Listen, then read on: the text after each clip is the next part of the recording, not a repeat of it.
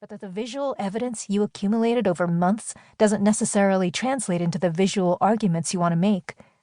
But you can't reshoot a unique event, especially one as extraordinary as a murder trial. And you certainly can't alter the ending.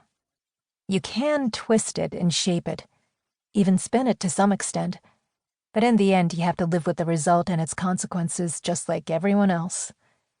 As in every other facet of life, you have zero control over the past. And it aches. As I jot down the time code for the start of the prosecution's opening statement, my eyes fall on the untouched container of chicken and broccoli from Lung Feng. Back at NYU, Professor Leary and I used to sit around the table in the editing room, eating Chinese takeout and discussing the types of films I aspired to make.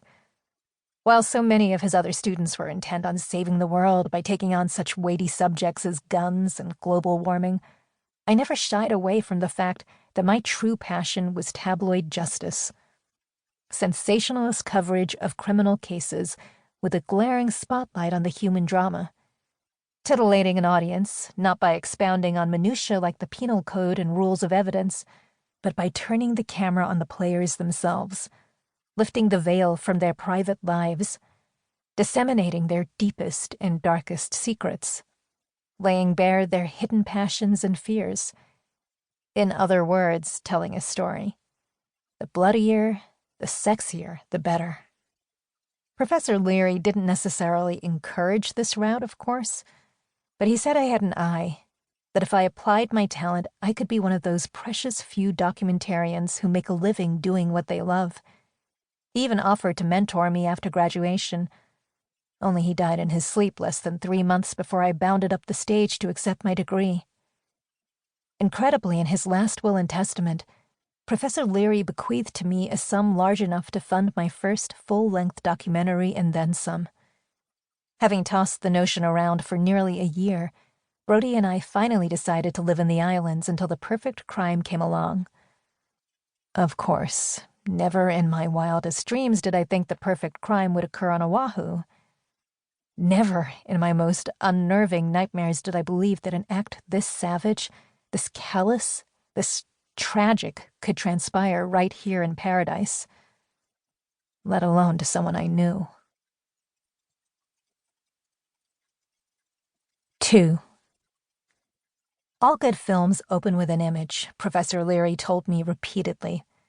Following the initial fade, you have 4 or 5 minutes tops to seize your viewer's interest, so there's no time for fucking around with bland exposition or protracted dialogue. Open with an image, a visual that establishes a sense of place, of mood, of texture, a snapshot your audience has never seen before. Something unexpected, something unsettling. Start with the crime scene. On the night the weathergirl died, I'd forgotten to wear deodorant. Only registered that trivial fact when the dude drooping next to me at the bar commenced asking questions about my tattoos. I elevated my arm to give him an optimal view and was thumped in the face by a blend of Dove soap and body odor, that pungent and distinctive funk that only seems to accompany nights you're sporting your sexiest tank top. Not sure whether he noticed, but then I cracked wise about it, prompting him to abruptly lift my left arm and deposit his nose in the center of my pit. Already 4 rum drinks in, I was still trying to calculate the appropriate level of outrage to display when my iPhone began buzzing in my back pocket. I excused myself and took the call outside. "Where are you?" Brody said, with an assertiveness that was rare for him. "Just down the street, to Big Kahuna and Kuhio. Why don't you come down for a drink?" "I'm in the Jeep." There was an urgency in his voice.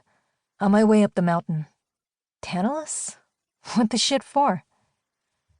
"Remember that police scanner I supposedly wasted our money on?"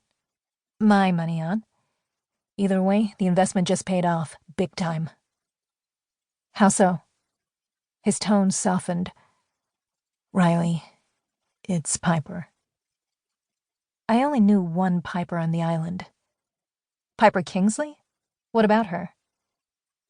8, 9, maybe 10 seconds passed in silence. Then, "She's dead." As those 2 words sunk heavily